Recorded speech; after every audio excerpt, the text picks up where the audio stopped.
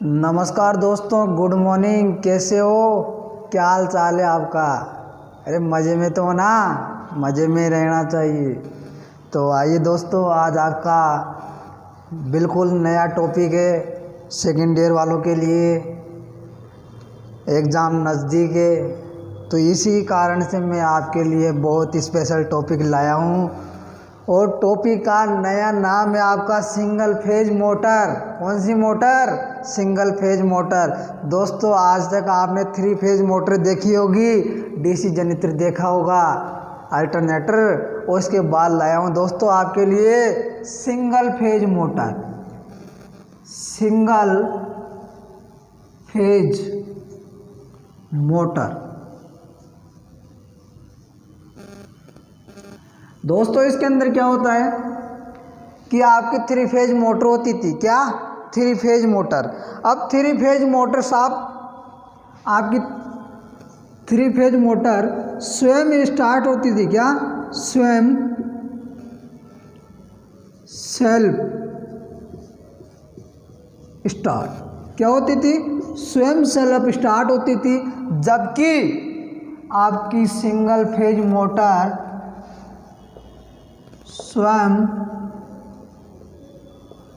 Self start नहीं होती है।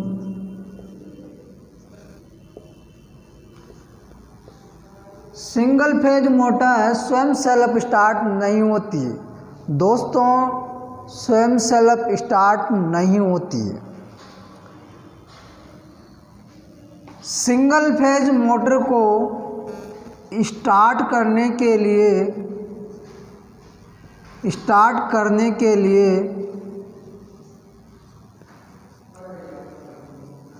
कम से कम 2 फेज की आवश्यकता होती है। कितने फेज की आवश्यकता होती है? 2 फेज की है। क्योंकि आपकी जो 3 फेज मोटर होती है उसके अंदर घूमने वाला चुंबकीय क्षेत्र बनता है। और सिंगल फेज मोटर के अंदर घूमने वाला चुंबकीय क्षेत्र नहीं बनता। क्या? जो आपका सिंगल फेज मोटर है उसका जो स्टेटर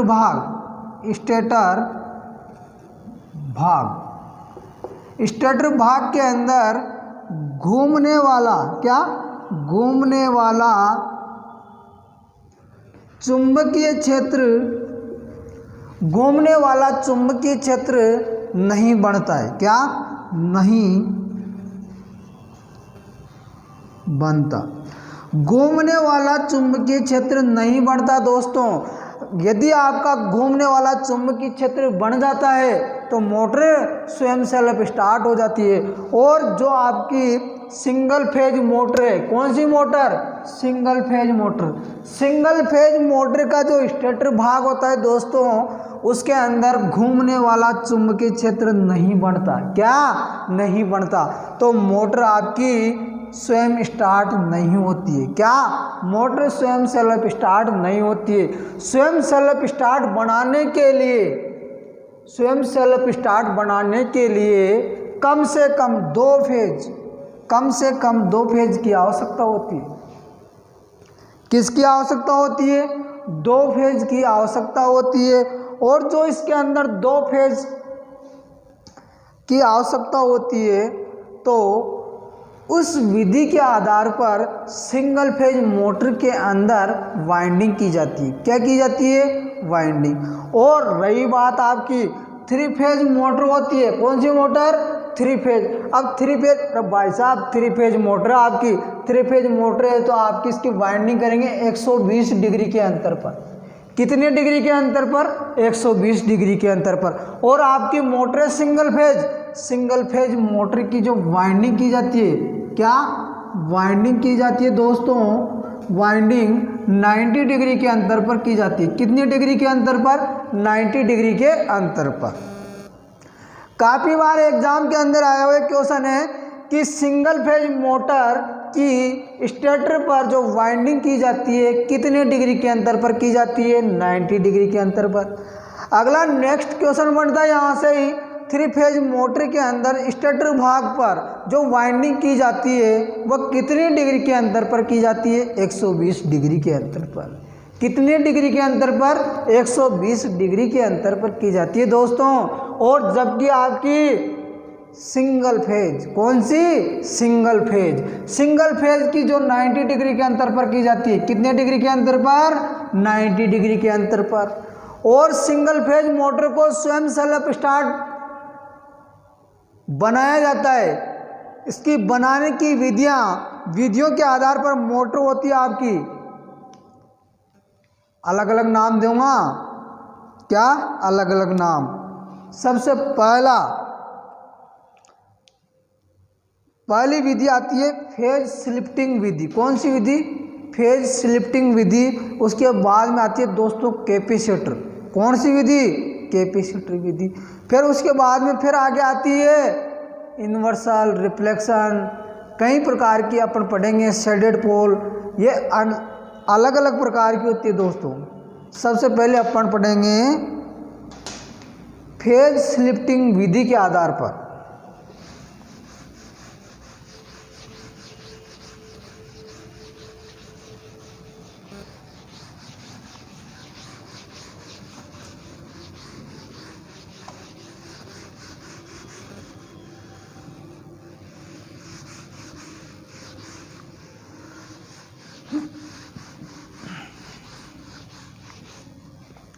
ये तो दोस्तों आपको मैं बता दिया, क्या अभी तक आपको बताया हूँ कि जो आपकी मोटर होती है, क्या, मोटर।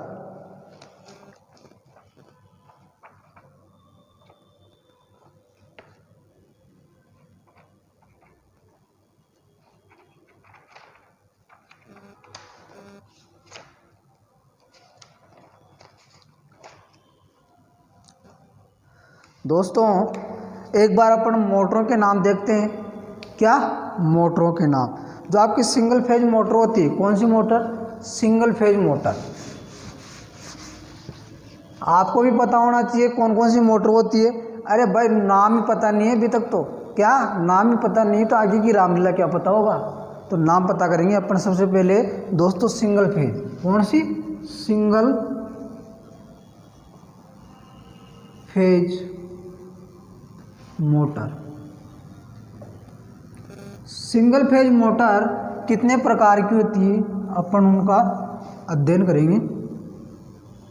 प्रकार, सिंगल फेज मोटर के प्रकार, टाइप ऑफ सिंगल फेज। पहला है सबसे पहले slipped phase induction motor.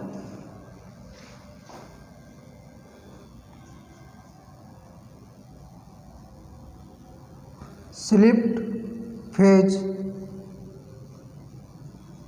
Induction motor. Slipped phase induction motor, कौन सी मोटर दोस्तों, slipped phase induction motor. Slipped phase induction motor. उसके बाद में अगली मोटर आती है आपकी कैपेसिटर इंडक्शन मोटर। कौन सी मोटर, कैपेसिटर इंडक्शन मोटर। सीटर इंडक्शन मोटर। दोस्तों ये कितने प्रकार की होती है, 3 प्रकार की होती है। कितनी प्रकार की होती है, पहली आ गई इसके अंदर कैपेसिटर इंडक्शन मोटर 3 प्रकार की होती है। एक तो capacitor start motor, capacitor start motor. दूसरी आती है स्थायी कैपेसिटर मोटर, स्थायी कैपेसिटर मोटर। उसके बाद में आती है दोस्तों तीसरी मोटर होती है कैपेसिटर स्टार्ट, कैपेसिटर स्टार्ट व कैपेसिटर रन। मोटर।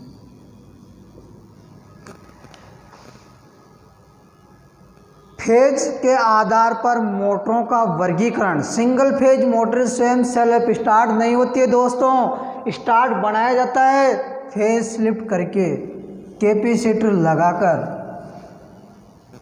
तो कैपेसिटर इंडक्शन मोटर कितने प्रकार की होती है? 3 प्रकार की। सबसे पहले कैपेसिटर स्टार्ट मोटर, उसके बाद में स्थायी कैपेसिटर मोटर, और तीसरी मोटर होती है आपकी कैपेसिटर स्टार्ट और कैपेसिटर रन मोटर। उसके बाद में आती है दोस्तों शेडेड पोल मोटर। कौन सी motor? Shaded pole motor.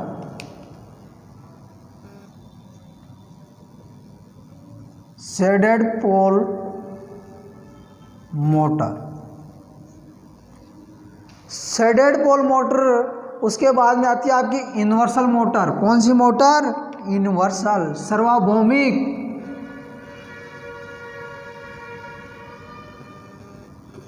Universal motor. उसके बाद में आती है दोस्तों reflection motor.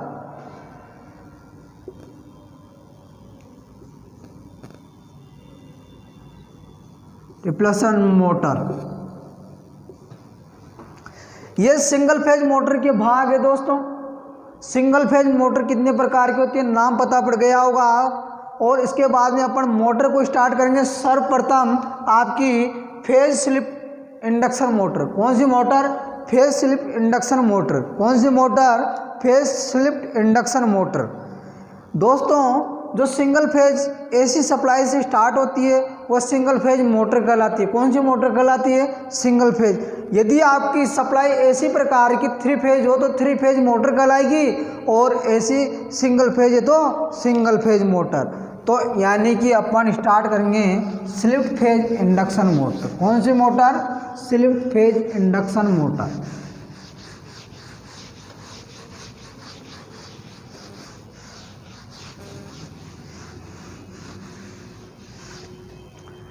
Slipped phase induction motor या फेज शिफ्टिंग विधि के आधार पर।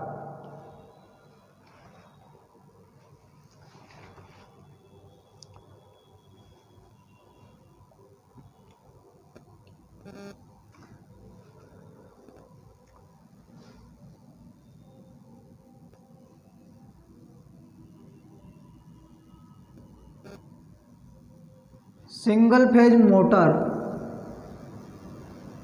की सर्वप्रथम मोटर होती है slipped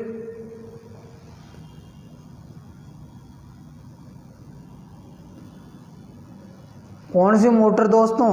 slipped phase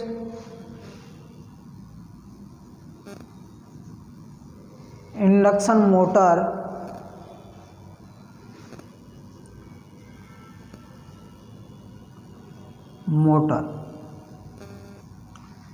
slipped phase induction motor,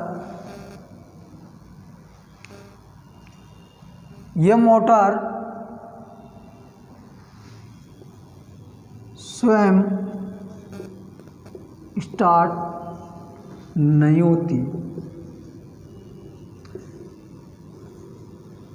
slipped phase induction motor स्वयं स्टार्ट नहीं होती है। इसको स्टार्ट बनाया जाता है किस विधि के द्वारा? फेज शिफ्टिंग विधि के द्वारा। स्टार्ट नहीं होती है। इंडक्शन मोटर को सेल्फ स्टार्ट बनाया जाता है किस विधि के द्वारा बनाया जाता है दोस्तों? फेज शिफ्ट विधि के द्वारा। फेज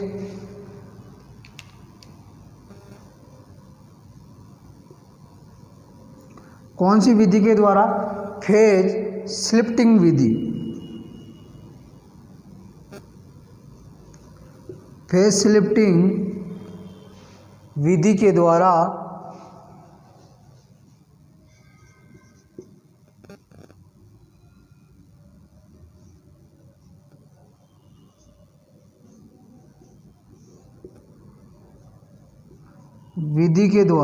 किस विधि के द्वारा?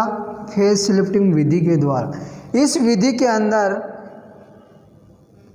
एक फेज को दो फेज में बदला जाता है।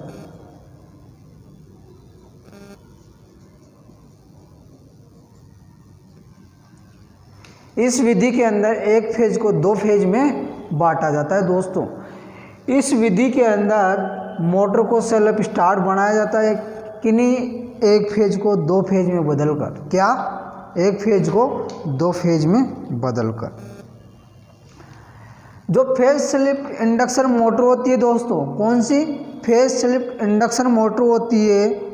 अब इसके अंदर स्टेटर पर वाइंडिंग की जाती है, वही इसके अंदर रोटर होता है। क्या होता है? रोटर।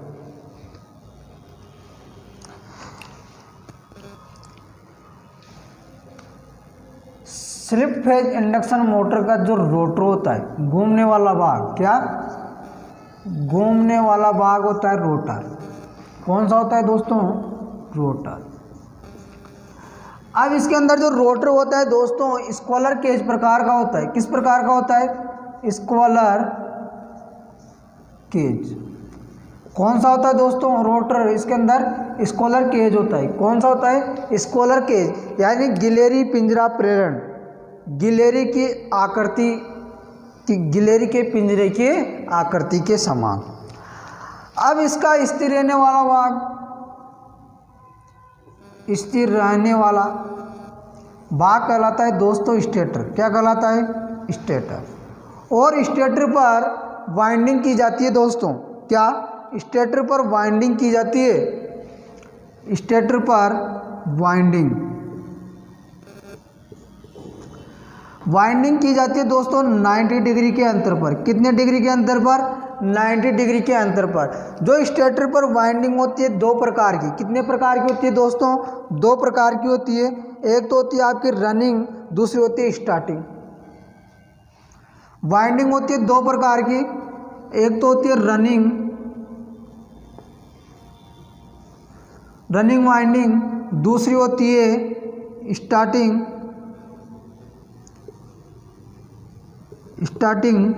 वाइंडिंग। एक तो रनिंग वाइंडिंग होती है दोस्तों, एक होती है स्टार्टिंग वाइंडिंग। अब रनिंग वाइंडिंग होती है दोस्तों, जो रनिंग वाइंडिंग मोटे तार व कम लपेट वाली बनाई जाती है। रनिंग वाइंडिंग मोटे तार की बनाई जाती है। रनिंग वाइंडिंग मोटे तार और स्टार्टिंग वाइंडिंग को बनाया जाता है पतले तार की।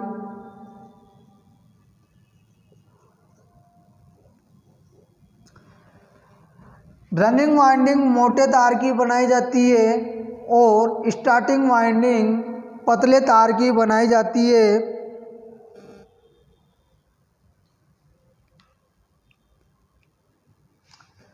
और दोस्तों इसका क्या होता है? जो रनिंग वाइंड स्टेटर भाग होता है, क्या होता है दोस्तों?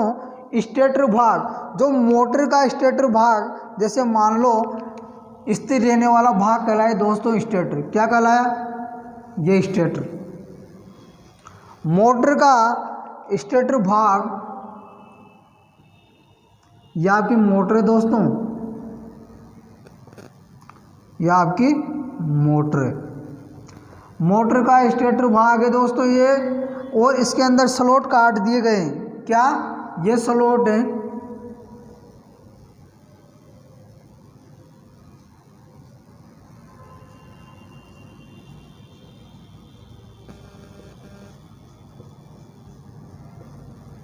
ये स्लॉट है, और स्लॉट को ज़्यादा गहराई पर, अधिक गहराई पर रनिंग वाइंडिंग को स्थापित किया जाता है दोस्तों।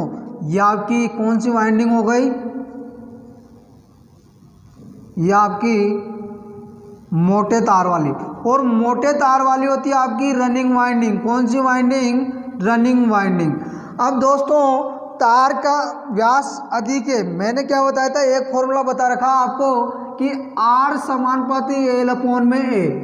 ये फॉर्मूला बताया था कि यदि रेजिस्टेंस बढ़ेगा तो व्यास क्या होगा? घटेगा। अगर व्यास बढ़ेगा तार की मोटाई बढ़ेगी तो रेजिस्टेंस क्या होगा, घटेगा। तो इसी प्रकार जो आपकी रनिंग वाइंडिंग है, कौन सी वाइंडिंग, रनिंग वाइंडिंग मोटे तार की बनाई जाती है, और मोटे तार की बनाई जाती है तो इसका रेजिस्टेंस, प्रतिरोध निम्न क्या होगा, प्रतिरोध निम्न होता है। और जबकि स्टार्टिंग वाइंडिंग का पतले तार है तो इसका रेजिस्टेंस क्या होगा, ज़्यादा। क्या होगा दोस्तों, ज़्यादा।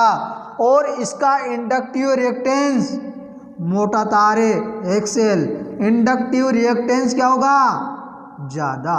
क्या होगा, ज़्यादा।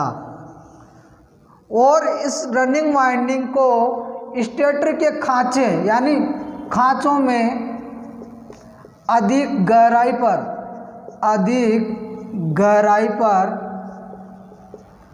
स्थापित कहाँ किया जाता है, अधिक गहराई पर स्थापित किया जाता है। दोस्तों डायग्राम के अंदर जो आपका स्टेटर दिखाई दे रहा है, क्या, स्टेटर, और स्टेटर पर जो खांचे या स्लॉट कटे होते हैं, उन स्लॉटों में अधिक गहराई पर कौन सी वाइंडिंग को लगाई जाती है दोस्तों, रनिंग वाइंडिंग को।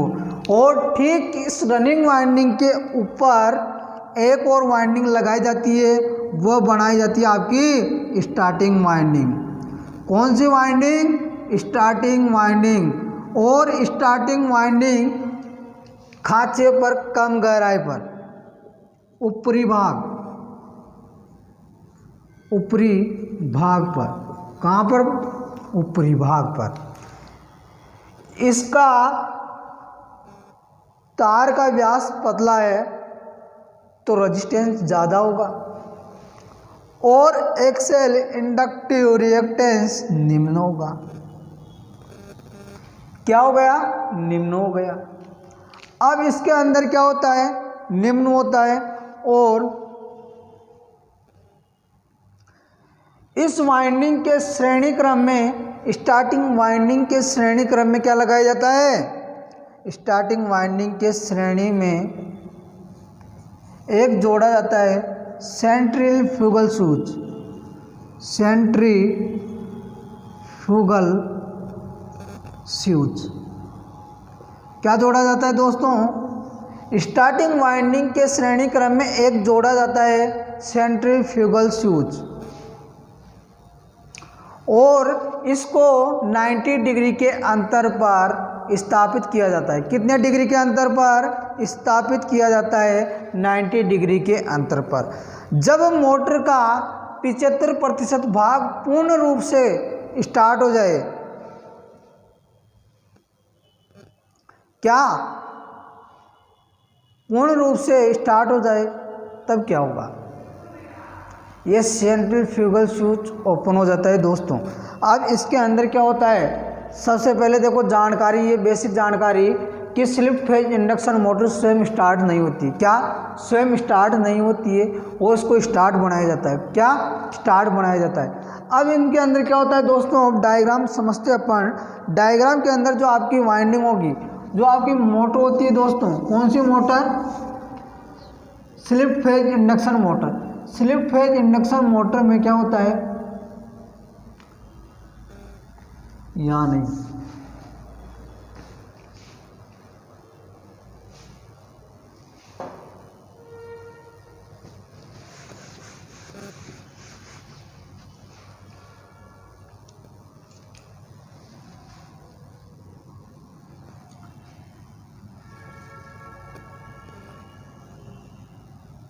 दोस्तों ये मोटर आपकी, और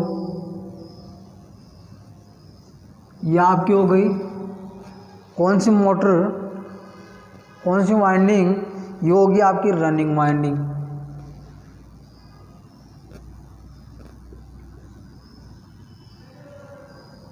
कौन सी वाइंडिंग, रनिंग वाइंडिंग। और रनिंग वाइंडिंग है तो उसके अब जोड़ दिया आपने,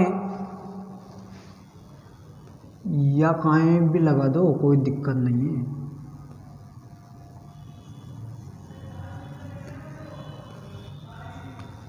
स्टार्टिंग वाइंडिंग, कौन सी वाइंडिंग, स्टार्टिंग वाइंडिंग। दोनों वाइंडिंग को कितने डिग्री पर, 90 डिग्री के अंतर पर। और स्टार्टिंग वाइंडिंग के श्रेणी क्रम में एक जोड़ा जाता है दोस्तों सेंट्रीफ्यूगल स्विच। क्या जोड़ा जाता है? Centrifugal switch.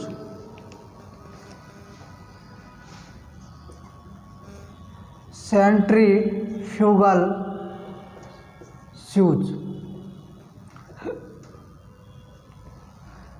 स्टार्टिंग वाइंडिंग के श्रेणी में जोड़ा जाता है सेंट्रीफ्यूगल स्विच। और आपका घूमने वाला भाग, क्या घूमने वाला भाग कहलाता है दोस्तों रोटर। क्या कहलाता है? रोटर। ये आपका रोटर हो गया। क्या हो गया? रोटर। जब इसके अंदर वाइंडिंग के अंदर आप मोटर को सप्लाई देते हैं तो एक फेज को दो फेज में बदला जाता है। किस विधि के आधार पर बदला जाता है दोस्तों? फेज स्लिप विधि के आधार पर। तो मोटर स्वयं स्टार्ट होती है। कब होती है? क्योंकि इसके अंदर जो आरोपित वोल्टेज से, क्या आरोपित वोल्टेज से जो रनिंग वाइंडिंग में बहने वाली धारा 10 से 15 डिग्री पिछड़ जाती है। और इसके अंदर स्टार्टिंग वाइंडिंग में आरोपित वोल्टेज से लगभग 40 से 50 डिग्री पिछड़ जाती है। दोनों वाइंडिंग के मध्य 90 डिग्री का अंतर गैप हो जाता है। क्या हो जाता है? गैप हो जाता है और मोटर घूमने लग जाती है। अब मोटर का जो रोटेटिंग भाग है रोटर, वह 75% घूम जाने के बाद में क्या होता है दोस्तों? ये सेंट्रीफ्यूगल स्विच क्या हो जाता है? ओपन हो जाता है। क्या हो जाता है? ओपन हो जाता है। और जो मोटर कार्य करती है केवल रनिंग वाइंडिंग पर। किस वाइंडिंग पर? केवल रनिंग वाइंडिंग पर कार्य करती है। और इस मोटर का उपयोग किया जाता है दोस्तों धुलाई मशीन के अंदर।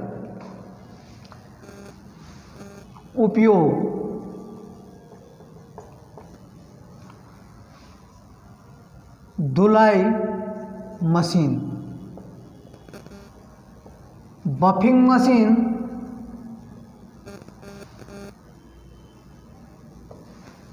धुलाई मशीन व बफिंग मशीन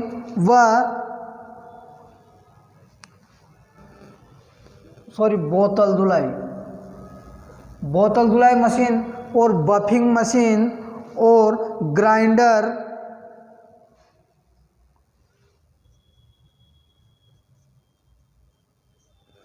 ब्लोअर आदि में इसका उपयोग किया जाता है। किसका उपयोग किया जाता है?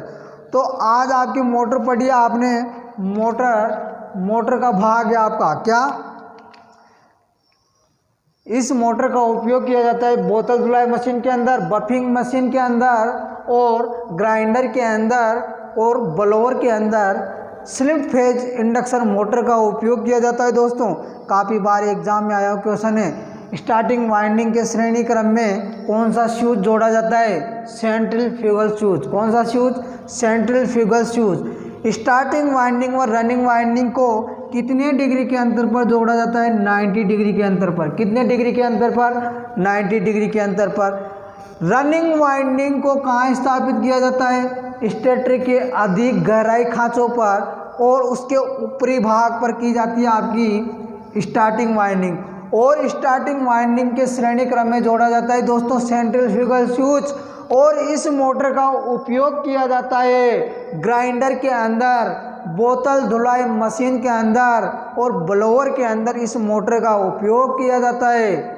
तो थैंक यू दोस्तों, धन्यवाद। आज की क्लास यहीं समाप्त करते हैं और आप सभी का प्यार इसी तरह बनाए रखना दोस्तों। बहुत बहुत धन्यवाद।